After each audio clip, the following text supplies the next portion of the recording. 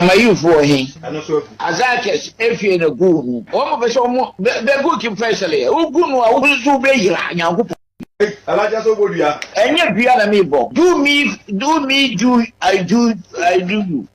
Yo, Alhadji Abdul Karim Grusa, bo na yasha and 7 years. Mokoso light television, Momuti Osei Krobron, a year light 94.9 at Greater Accra, and so Vision 93.5. Facebook no be Pia Edidem, and Johnny Life, oh, Facebook also, Vision 93.5 FM, Vision 93.5. Fafa Ebra, tot and commenting na, ya back and kind estimate at the Amafisha Panko Munina. Now, in a yasha Shamasi and Fefi, a year go of the month of a year November, because in November, that's a nominees no etime aba abortine pa. Na a player di kankra, a kubejawu of Kumase Asante Kotoko Nigua, or Sheditia Karela United and a Copa Bula Strike pa. And to general light television of Vision 93.5 Facebook Roswa, Ubese Bejawu Goron in the Super Go, and other two Aya at Remunitia Karela United Afe Lord Amua, also I right back. Edma Kumase Asante Kotoko. Lord Alma go also against Adriana Sasson. Na and also a super duper. We can and Yasam Ketokra. And so our Horona are no ash shipper and Yasam Ketua. Na Marvin Ousu breku Chelsea ni go shedi tia Miami team Unity Oil Boys Nation Service breku no na anoshi pop pa Victor na enya baira eya abrewajo super go kangalu go pa ama shedi tia Nation Service ene enso etme enya nomni enso eho na obaka se Dreams FC 40 na eya you just posted eya bobo ko fam eya Swedro Oblast ebe show na abranche ba ko fam Abdul Aziz Swedro Blast player we akwani gono a super fantastic goal pa se ko time wo hwe otan ni so anagbo no atran awso to twitwi twirachral enti players banan we hwan pa ana the goal no eya fa ehun ati e wo se yetume eto en so aba ku bejewu ana se Lord Amwa ana se Marvin Ousu ana Abdul Aziz enti motume ato abana na moso motume hu na player ni goal no etume eya fe ho na ye wo Ghana Premier League rewu ani antisemen na me eya duma eya week 15 so no ye shase na wotwe mu na eda memory da enya asem ketokra upiemo na na fosu ji aboa Bechem United in Swedro Oblast ana edi ebueni Rostom Kamali ena bedi se match no na Sunday so no edi asamates betna fie in Century Sports Arena na on the Heart of Lions and so edi ahwe so Foster Bashos center referee Karela United betna Ali Muhammad Stadium na on Vision FC and so etume edi attach so na se match no eya asem ketokra David Adani a center referee was a game no na one pack no Adriana Stars Oja omo etrafie and Hearts of Folk a series ketekena no and so ede ayroso den din pa two first entry sechi and a bedi sa game no Nations FC the Unity Oil Boys ebetna Doctor Community Sports Complex na oni eja no 2 million apostles and so ede abonu Charles Bulu Bele ebeto Irim Hohoi United ebetna Hohoi na oni Go Stars and so Eddie Abone came first or 10 Yabua and a bedi game no and that Guada Pompompa now the German Sporting Club at not TNA not only Holy Stars Johnson Smith and Bano nobody Abonia and Yasam Kotokra Lord Nated a center referee now a fair Ukwada Miameka that's what 11 wonders by wonders oh you just Sports Stadium or the Kumasi Asante Kotoko and a better swap and Yasam Kotokra 3 p.m. as I go no and sube to me out of from Salam Jean Bless and a be center referee oh sa game no matemo to me ashane so to me edge my pa etanse koloko a year memory day na Sunday on sha kaniti name no ka say or bo ferre ma den pa upiemo eya agona astrota François on the first track FC and a edi boni den dia enya asem ketwa ho ede ho komo no yede ema o tumetiero so na ye piemo o games a eto dwa na wotwemu yi edfa ho komo entumi enfambre Mallam Yahaya eya assistant coach Edma Bechem United the Hunters oni Ozi Oza Oblast na ebweni ose Oblast omo den ese omo enti kwambia so di termination se match sa ka wo fie bia na nafosu ji abo pa ko banko de ebono obeje think say omo di tem omo hu de ekoso nyina team no eko bebi ani kwan say eko nti I think say omo kasa mo omo na omo agitem say the omo so be yire omo abobo ni so we share omo performance now especially first half they play a very good football. The only thing is scoring is I think say this week you be on now scoring in bar now let me utilize it the I say let me win matches with I think it's a very tough match. So it's all black and so be anyone. I want a good recruitment. I'm coach ni a very good coach in terms of tactically. My show match that I'm only media. They were very strong and aggressive. I'm born already, but in all football, obi timi call Arsenal call 20 matches. I want lose. We match say team I expect crash on measure on football. Yeah, and fine about 5 matches. Some lose yeah. The time say this time no. The whole match they win. I did 3 points. And so draw obia obobia and the only thing is say focus now I perform very well. I get 3. The must stadium players no more. One mentality, almost 1-2 are not more relaxed. So you know, NCSA, and more say,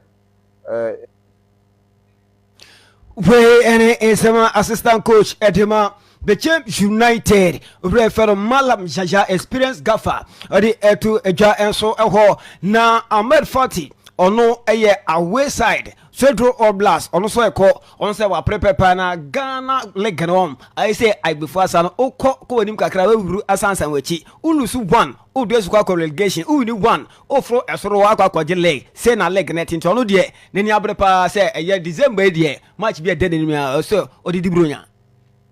After last game, we go our dress room and we celebrate. And when we leave from here, every one of us know that we have very hard mission next week. So we come back this week and we already watch ourselves and know where we need to improve. And we starting fix our problems and to improve our team for next game because we know that in December, you have to fight enough to collect as you can to keep yourself in good position in the table. Actually, the table very hard, and if you look at the table, you will find all of us, all the teams is very close. One game can put you up, one game can put you down, one game can make you relegation. So what we believe is we need to work more hard. We need to be more ready. We need to be we have our strong enough to face the next games and to finish the first round with good result and with good position in the table. Like always, our player got ready and we. Ahmed Ibrahim Fati. Ono Oblast head coach ana yete ne komo enso eho na haso folk training den pa omani doma eduana stars ojaba baku ofie ha na sema chwe ebere pop enya semketua enti ne upiemu ewo Santiago de la Togbe agogon ofia Pobima Sports Complex ya enya semketua has a training den pa omo doma no enya asemketua kra enso eho ate training no se Benjamin Sare SM ano de we da boni mu o twini mu a enya asem keto kra Kevin says be di ne birthdays we yinani se match e de ne mu no enyo koketewa House folk training a omde ko se match ne mu enso elho na yempemu enso ewo transfer news no mu se second window ye bue na team no so mo esampa wo United ehwa o ma hwe ne ye pa o meba asan kosa tentem paso a ento ma vresi man che no mo kosa abrante efe no losing ne o ma san grabo abrante ba ko efe no Jaburu Mohammed Bonkara ne onso be baduma esu etumi ediamomo na Heart of Flower for wo ma set ne upemu former House of Folk ebusuan draws on left back even Dennis and Chroma Kosa say teacher Kosa ne we din koma ko chire pa dan ko me bia obesi akan ediama the proud of Ibe kwando Heart of Flowers when e koma eno so eba na enye ne ko Alex eso ono so si akan no si akan de ba bia ni Gold Stars na ono so ni team no training Heart of fan team no e training den pa until Lions enya bra enya Asante Kotoko na Oja Boys Eduano Stars also atiesim e wo Future Stars na no money Kotoko people Kotoko huya Asante Kotoko be share won obisha midfield Abrante FN Salim Uze Abrante ni bobo pa ante Salim Uze a player in Eduano Stars Oja omu edirechi se omu sa betumi akanen komono dia edu akire pa enya Asante Kotoko na ubremu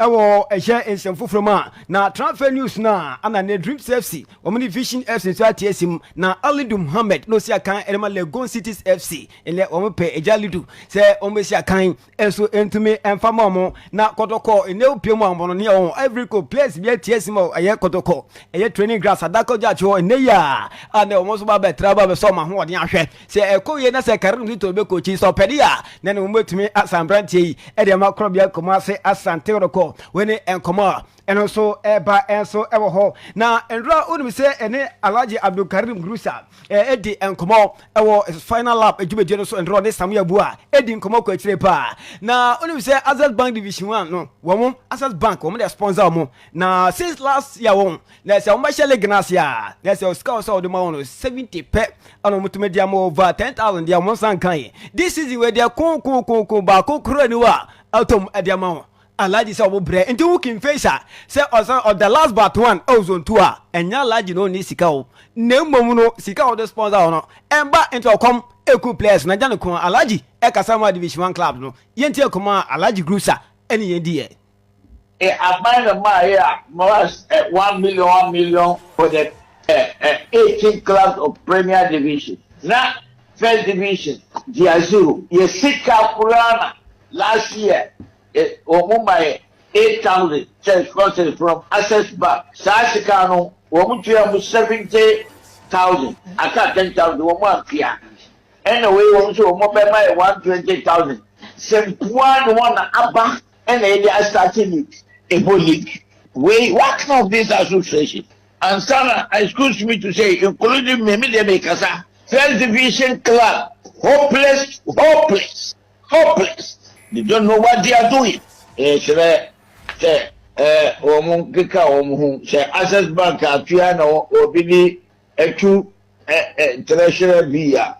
And no one day on fire their money. So, woman, Antia, woman, person, best sponsor, woman, by whom say any sponsor. Remember, first run. This year, and I want to say almost 120,000. Yes, I had to say, fiscal November. Simple.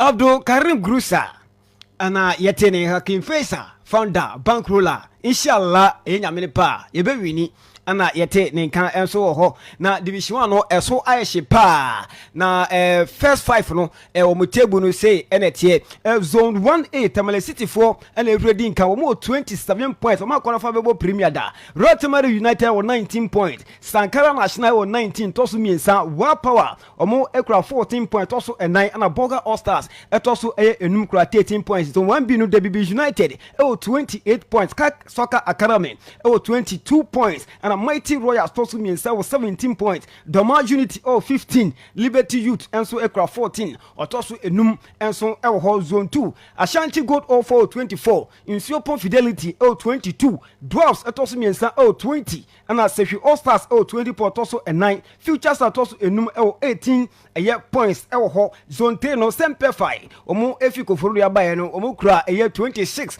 Omo edinkan City Stibosro omo ekra 24. Omo tosu mienu True Democracy ekra 20 points. Golden Cake ekra 18 points also 9 and enum and na God otoso also ekra emano 17 and so ewo ho enya Asante Kotoko and so